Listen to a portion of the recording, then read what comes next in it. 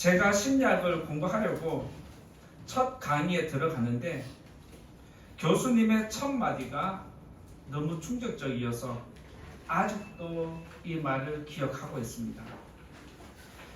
교수님의 첫 마디가 무엇이냐면, 심리학은 다른 사람의 마음을 알려주는 것이 아니라 나의 마음을 알려주는 것이다. 심리학은 다른 사람의 마음을 공부하는 것이 아니라 내 마음을 공부하는 학문이다라고 그렇게 정의를 내려주었습니다. 성도님들은 이 교수님의 한마디에 당연하지, 혹은 어쩌면 아무것도 아닌 것처럼 느껴지지만, 그 한마디가 심리학 첫 수업을 듣는 저에게는 매우 충격적이었습니다. 왜냐하면 제가 심리학을 공부하러 간 목적이 있었기 때문입니다. 제가 심리학을 공부하러 간 목적은 앞으로 목회를 하려면 성도님들의 마음을 알아야 되기 때문에 심리학을 공부하러 갔는데, 교수님의 이 한마디는 저한테 충격을 일으키는 말이었습니다. 저도 풀이 죽고 이거 아니네 라고 생각을 했는데, 다른 학생들도 자기 생각과 어긋난 말을 하는 교수님 때문에 좀 교실이 소란스러워졌습니다. 어찌할 바를 모르고 있는 학생들 틈에서 교수님이 또 한 번 이렇게 덧붙인 말씀이 있습니다. 나를 알면 다른 사람의 마음도 알게 된다. 이런 말로 위로해 주었습니다. 심리학 수업 첫 강의부터 제 생각은 무너졌지만, 교수님 말씀대로 다른 사람의 마음을 알기 위해서 공부하는 것이 아니라 내가 나를 먼저 아는 것이 중요하다라고 깨닫고 심리학을 나를 위해서 공부하는 그런 학생이 되었습니다. 우리 교회가 지난번에 심리 검사를 하면서 서로를 알아가는 시간을 가졌습니다.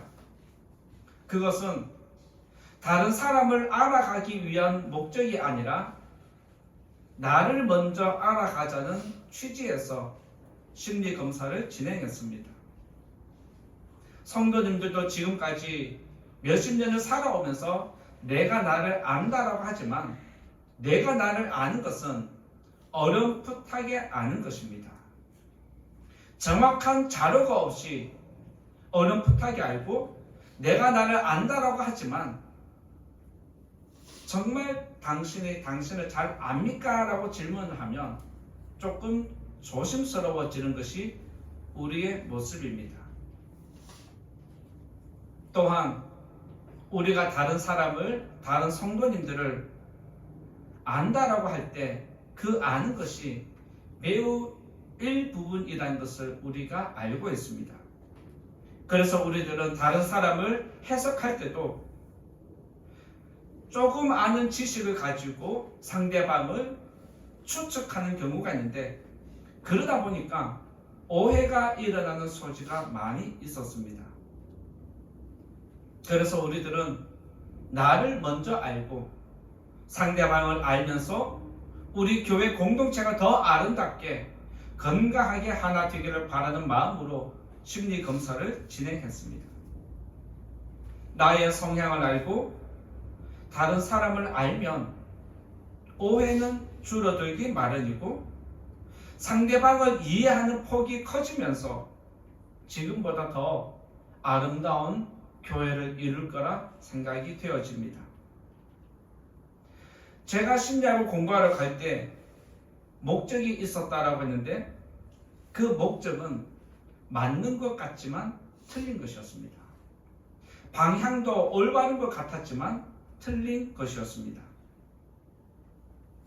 교수님의 한마디는 제가 공부하는 목적과 방향을 올바른 방향으로 이끄는 한마디였습니다. 돌아보면 그때 교수님의 한마디가 나의 잘못된 방향을 올바르게 교정시켜주는 귀한 시간이었음을 깨달았습니다. 마찬가지로 예수님도 백성들이 믿음 생활하는데 잘못된 방향으로 가고 있다는 것을 아시고 오늘 이 말씀을 통해서 올바른 방향으로 바꿔주는 모습이 기록되어 있습니다. 당시의 이스라엘 백성들은 말씀을 너무 많이 알았습니다.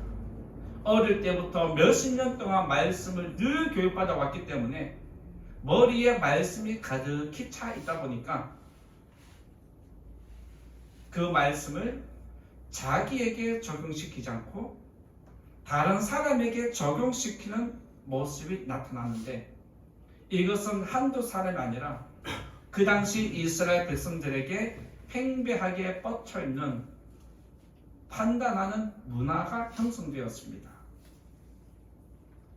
그래서 예수님은 지금 이 사회가, 이 민족이 판단하는 문화가 너무 팽배해서 위험하다, 위험한 수치에 올랐다라고 보셨습니다. 그러면서 오늘 충격적인 말씀을 서두에 던지는 것이 바로 5장 7장 1절에 있는 말씀입니다. 이쯤에서 한번 질문 드리면 믿음 생활은 누구를 위해서 하는 것일까요? 믿음 생활은 나를 위해서 한다는 것, 이 정도는 성도님들이 알고 있을 거라 생각합니다. 그런데 때로는 많은 분들이 말씀은 들으면서도 그 말씀을 나에게 적용시키지 않고 이스라엘 백성들처럼 다른 사람에게 적용시키는 모습이 나타납니다. 즉 믿음 생활의 앞뒤가 맞지 않는 모순된 신앙생활을 하는 것입니다. 하나님 말씀을 자기에게 적용시키면 하나님이 기뻐하시고 우리의 삶은 지금보다 더 거룩해질 것이라 생각을 합니다. 하나님의 말씀을 우리에게 적용시키면 아름다운 교회를 세워가는데 큰 힘이 될 거라 생각을 합니다. 따라서 이 자리에 계신 성도님들, 여러분에게 주시는 말씀이 다른 사람을 위한 것이 아니라 나를 위한 것이다 라고 믿음으로 받아들이시고 그 말씀으로 여러분들의 영혼과 삶을 비추어 보는 거룩한 성도님 되기를 부탁을 드리면서 오늘 말씀 나누고자 합니다. 첫 번째로 자신을 알자라고 했을 때 첫 번째는 판단하지 말자라고 할 수 있습니다. 첫 번째는 판단하지 말자는 것입니다. 1절에 있는 말씀 함께 또 읽어보겠습니다. 1절을 같이 읽어봅니다. 시작. 비판을 받지 아니하려거든 비판하지 말라. 여기서 여러분들이 말씀 읽을 때 비판이라는 단어가 어떻게 해석되어집니까?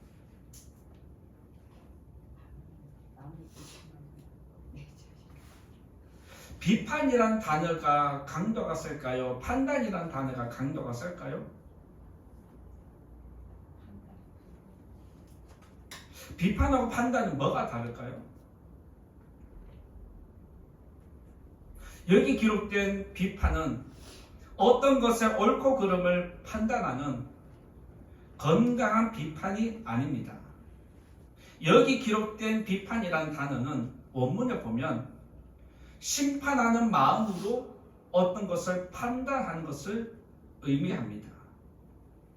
따라서 여기서 비판이라는 단어보다는 판단이라는 단어가 더 어울릴 수 있습니다. 본문의 의미를 조금 더 살려서 직역을 하면 이렇게 해석이 됩니다. 판단하지 말라. 판단을 받지 아니하려거든. 앞뒤 문맥이 헬라어 원문에는 바뀌어 있습니다. 한국어로는 설명이 나온 다음에 목적이 뒤에 나오지만 헬라어에서는 먼저 목적, 판단하지 말라는 강한 명령조로 이 말씀이 기록되어 있습니다. 성도님들도 잘 아시겠지만 이스라엘은 신앙 공동체입니다. 이스라엘 백성들은 율법이라는 규칙을 어릴 때부터 쭉 들어왔기 때문에 행동하는데 항상 제약이 따랐습니다. 말씀을 지켜야 한다는 것이 그들의 생각이었는데 가만히 보니까 어떤 사람은 나보다 더 잘 지키기도 하고 어떤 사람은 나보다 못 지키기도 하고 어떤 사람은 말씀을 어기는 모습이 나타나기 시작하고 그런 게 보이는 것입니다. 그래서 사람들은 내가 말씀을 안 지키면 욕을 얻어먹고 말씀을 지키면 칭찬을 듣는구나. 은연중에 알아가기 시작합니다. 그러다 보니까 백성들은 어느 순간부터 말씀은 듣고 말씀을 따라서 살려고는 하는데 율법을 지키고자 하는 마음이 없다는 것이 예수님의 지적이었습니다. 율법이라는 것은 나의 삶에 적용할 때 마음을 담아서 적용하라는 것인데 마음이 없이 지키는 척하는 모습이 나타났다는 뜻입니다. 따라서 이스라엘 백성들은 말씀을 아는 만큼 자기에게 적용하지 않고 다른 사람을 판단하는 정죄의 수단으로 말씀을 이용했다는 것입니다. 제가 심리학을 공부하러 갔을 때 공부하는 목적과 방향이 다른 사람을 알기 위해서라고 했는데 바로 방향을 나에게 돌리지 않고 바깥쪽으로 돌린 것입니다.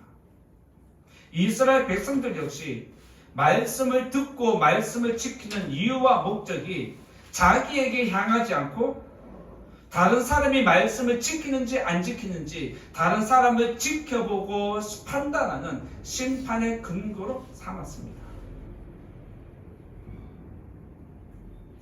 여러분들이 탈북한 사람들의 스토리를 얼마나 들으셨는지 모르겠지만 제가 한 번씩 유튜브를 통해서 탈북한 사람들의 이야기를 들어보면 북한 사회는 2중, 3중으로 서로를 감시하는 체제로 구성되어 있다고 했습니다.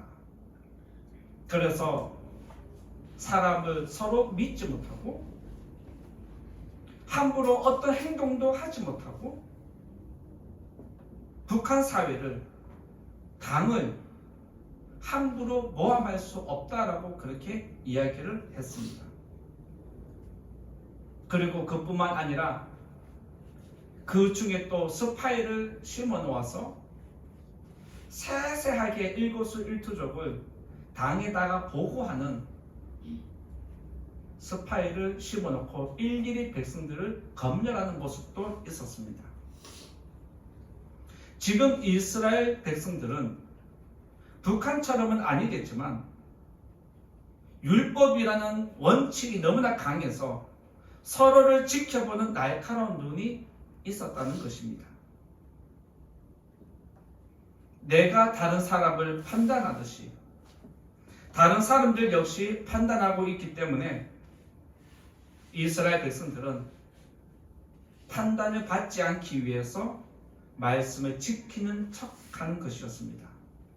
그러면서 상대방을 향해서는 말씀을 지킨다 안 지킨다 날카롭게 판단을 했습니다. 예수님은 여기서 판단하지 말라고 강한 명령을 하셨습니다. 이것은 백성들에게 너희들은 심판하는 자가 되지 말라는 것입니다. 예수님이 이처럼 백성들에게 판단하는 문화가 팽배해 있는 그들에게 처음부터 서두로 판단하지 말라고 강하게 명령한 것은 너희들은 판단할 자격이 없다는 것을 깨우쳐 주는 것입니다. 왜 우리들은 판단할 자격이 없을까요? 우리들은 상대방을 온전히 알지 못하기 때문에 그렇습니다. 나도 나를 다 모르는데 어떻게 다른 사람을 보고 판단할 수 있겠습니까? 또한 다른 사람이 나의 마음을 알아주지 못할 때 우리들은 속이 상하고 화가 일어납니다. 마찬가지로 다른 사람들 역시 우리가 상대방의 의도를 모르기 때문에 오해가 일어날 수 있기 때문에 함부로 판단해서는 안 된다는 것을 가르쳐 주는 겁니다. 다른 사람의 마음과 의도를 모르는 상태에서 섣부른 판단을 하면 오히려 내가 교만에 이르러 가는 것입니다. 다른 사람을 판단하는 것은 내가 지금 심판자의 자리에 앉아 있는 것과 같은 것을 예수님이 지적하면서 너희들이 심판하는 것처럼 너희들이 심판을 받을 거다라고 강하게 질책하면서 그렇게 하지 말라고 요청하는 것입니다. 그리고 예수님이 판단하지 말라고 하는 이 말 속에는 판단을 할 때는 우리의 마음이 담겨서 나타납니다. 예를 들면 우리가 상대방의 어떤 행동을 해석할 때 내가 그 사람을 미워하면 나쁜 마음이 들어가서 판단을 하고 정죄를 하게 되어 있습니다. 내가 상대방을 좋아하는 마음이 있으면 잘못한 것도 조금 가볍게 해석해주는 경향이 있는 것입니다. 그래서 우리들은 내 마음의 의도가 담겨 있기 때문에 우리의 판단은 정확하지 않고 올바르지 않기 때문에 너희들은 정죄하는 수단으로 다른 사람을 판단하지 말라는 것입니다. 다른 사람을 판단하고 정죄하는 것은 누구에게 주어진 권한이냐? 바로 심판하시는 하나님에게 주어진 권한입니다. 이제부터 성도님들 오늘 이 말씀을 잘 기억하시고 여러분의 일상생활 속에서 여러분의 입을 통해서 누군가를 판단하게 될 때 나쁜 마음이 나가지 않도록 여러분의 마음을, 여러분의 영혼을 관리하시기 바랍니다. 그리고 오늘 이 주신 말씀을 나에게 적용하셔서 여러분이 하나님 앞에서 겸손하게 살아가는 우리 성도님 되기를 부탁을 드립니다. 두 번째로 말씀드리고자 하는 것은 두 번째는 판단하는 자격이 없다라는 것입니다.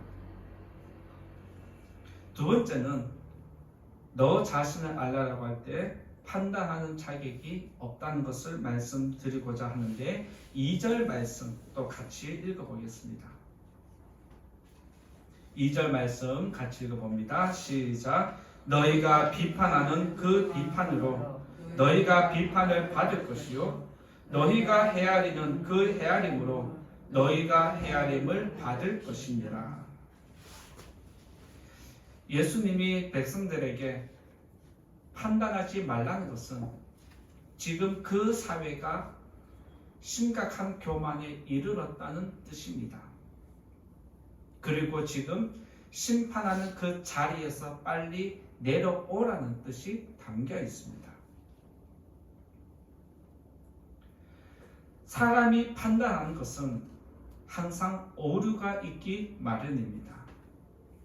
이 말은 저와 여러분에게는 다른 사람을 정죄할 수 있는, 심판할 수 있는 자격이 없다는 것을 이야기하는 것입니다.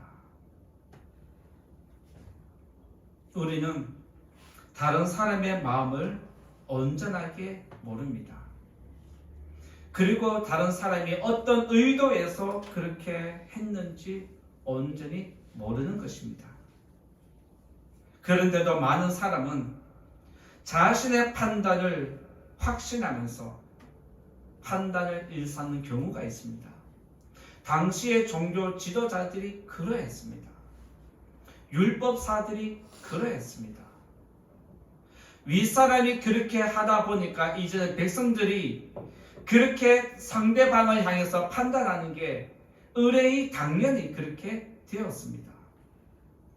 그만큼 이스라엘은 서로 심판하는 자리에 앉아서 심판하는 백성이 되었습니다. 그만큼 그 사회가 영적으로 교만했다는 뜻입니다. 그래서 예수님은 너희의 판단은 완전하지 않다라고 다시 한번 너희들의 판단이 잘못되었다. 그 처음부터 잘못되었다는 부분을 지적하신 겁니다. 이 말은 너희들의 영적인 교만한 자리에서 내려오라는 뜻이기도 합니다. 사람들은 다른 사람을 판단하고 정죄하는 것은 당연하게 생각합니다. 그런데 본인이 다른 사람에게 판단을 받고 정죄받는 것은 화를 냅니다. 내가 다른 사람 욕하는 것은 당연하고 다른 사람이 내 욕하면 화가 일어납니다. 왜 그럴까요? 우리들이 죄인이기 때문에 그렇습니다. 사람들은 다른 사람에게 판단을 할 때는 엄격한 잣대를 들이댑니다. 다른 사람에게 판단할 때 말씀이라는 근거를 하나하나 다 갖다 대고 자기의 행동을 판단할 때는 옳은 말씀, 좋은 말씀만 갖다 대면서 나는 이 정도면 괜찮아 라는 이중적인 모습을 보이는 것입니다. 당시의 이스라엘 백성들의 모습도 똑같습니다.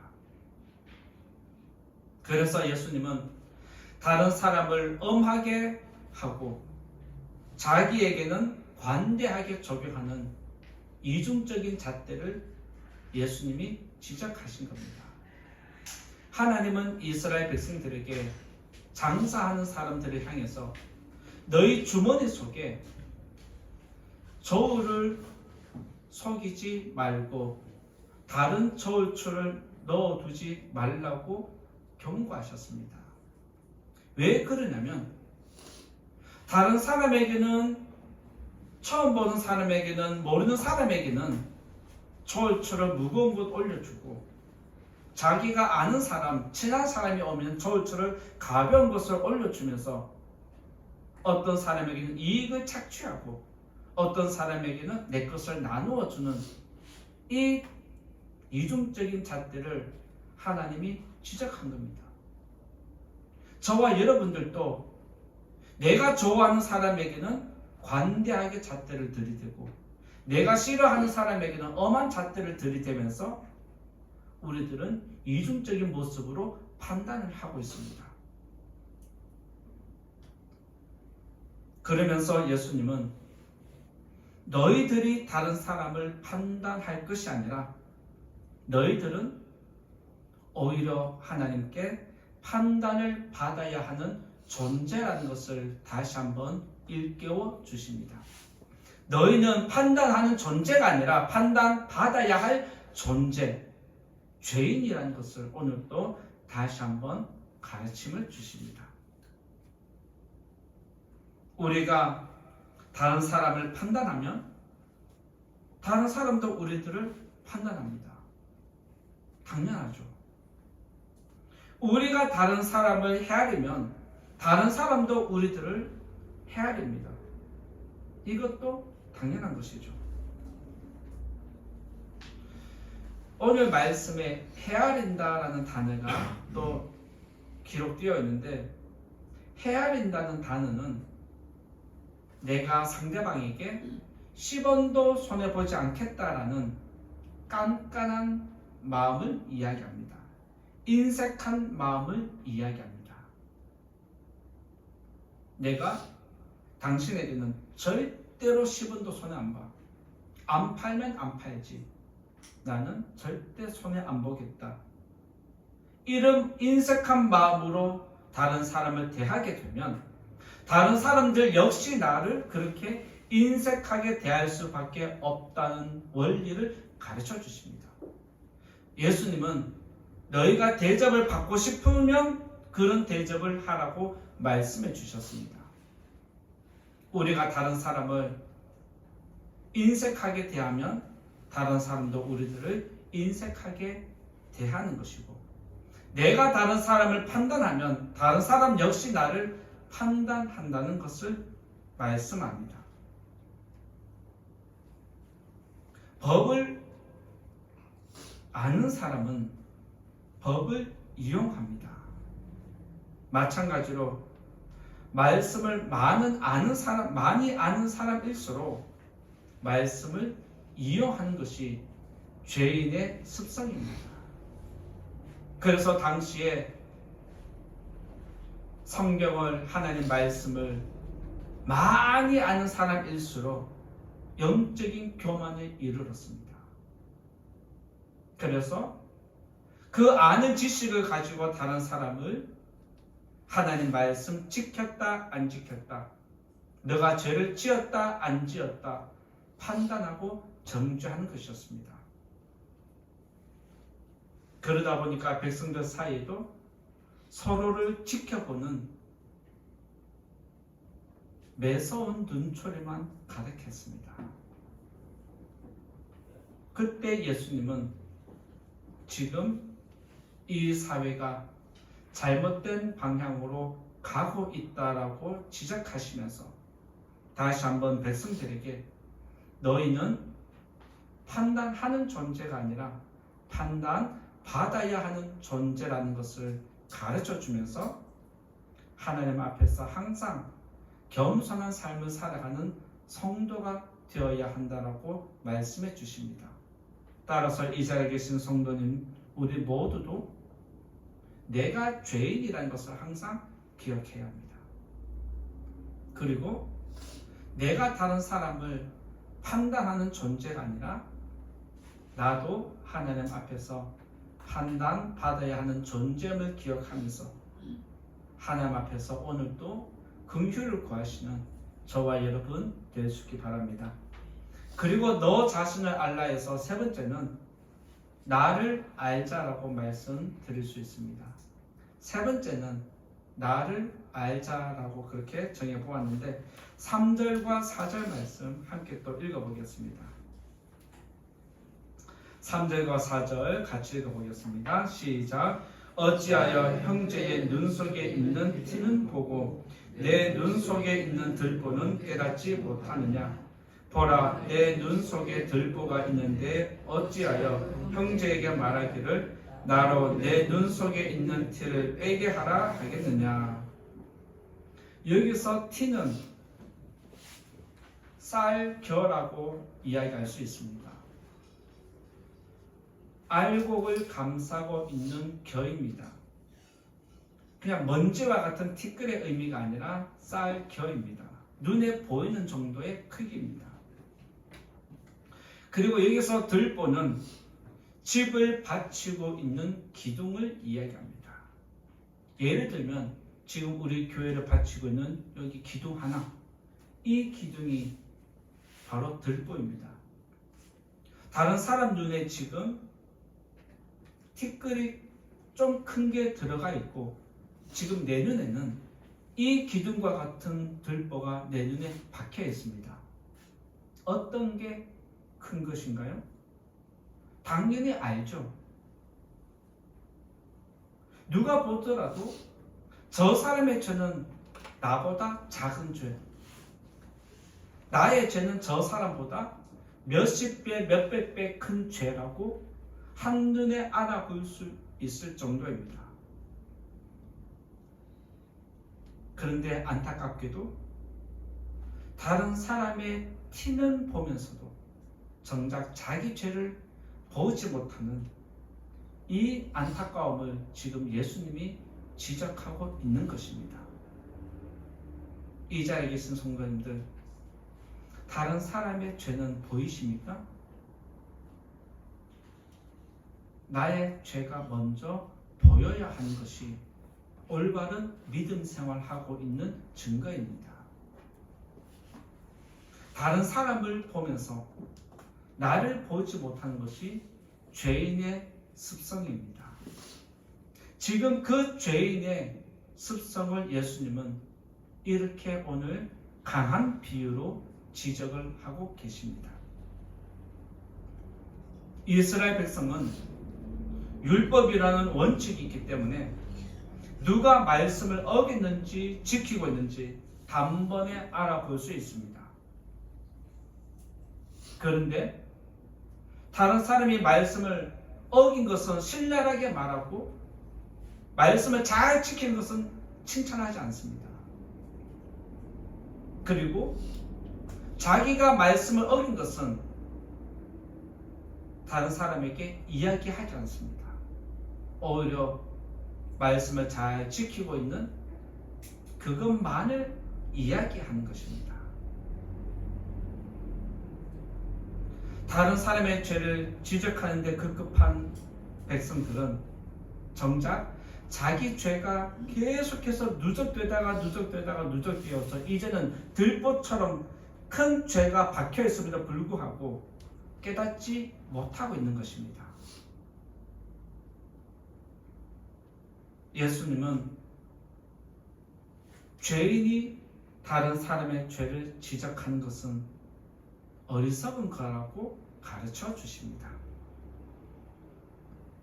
다른 사람의 죄를 보지 말고 너의 죄를 먼저 제거하는 것이 믿음 생활이다라고 가르쳐 주는 것입니다. 오늘 우리가 읽은 3절 말씀, 모르는 사람이 누가 있겠습니까? 이 말씀은 너무 유명해서 세상 사람들도 아는 말씀입니다. 그런데 세상 사람들이 누군가를 신랄하게 비판할 때는 이 말을 잘 적용시킵니다. 그런데 정작 자기 삶에는 적용시키지 않습니다. 마찬가지로 많은 성도님들도 이 말씀을 이야기하면 알아 말은 하지만 이 말씀을 정작 본인의 믿음 생활에는 적용하지 않는 모습을 보여줍니다. 예수님 말씀처럼 우리는 다른 사람보다 내가 더 큰 죄인이라는 것을 깨닫고 인정해야 합니다. 믿습니까? 다른 사람도 죄는 맞습니다. 그런데 내가 저 사람보다 더 큰 죄인이라는 것 인정하셔야 합니다. 오늘 하나님이 우리에게 요구하는 것이 이것입니다. 죄인이 죄인을 용서할 수 없고 죄인은 다른 사람의 죄를 지적할 수 없습니다.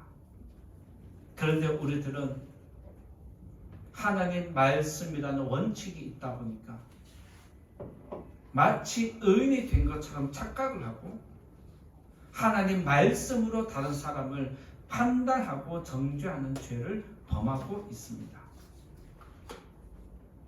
다른 사람의 티는 보면서 자기의 들보를 보지 못하는 것은 이 문장을 한마디로 요약하면 오늘 말씀 제목처럼 너 자신을 알라는 것입니다. 따라서 자기를 아는 사람은 함부로 다른 사람을 판단하거나 정죄하지 않습니다. 그리고 자기를 아는 사람은 자기 죄를 먼저 살피기 때문에 다른 사람을 정죄하는 무리에 들어가지 않는다는 사실입니다. 지금까지 여러분의 입은 어떤 입술이었습니까?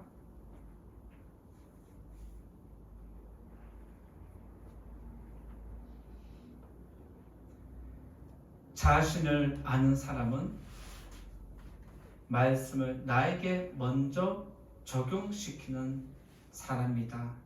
오늘 이 말씀을 기억하면서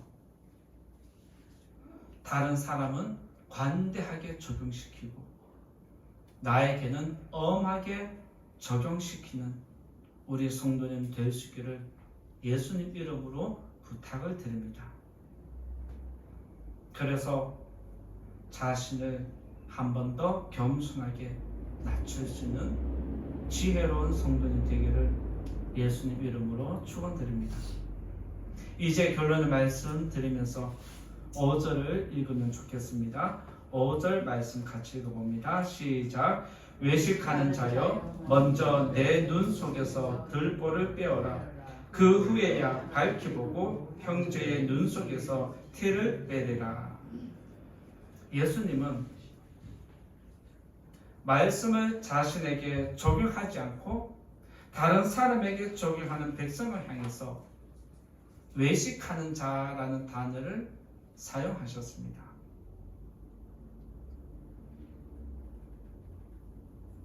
말씀에는 마음이 없고 다른 사람을 판단하기를 좋아하는 백성을 향해서 예수님은 너의 눈 속에 있는 들보를 먼저 빼어내야 한다라고 가르쳐 주십니다.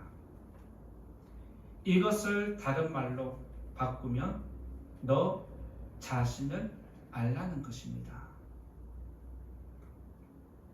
나를 알면 다른 사람을 보는 눈이 열립니다.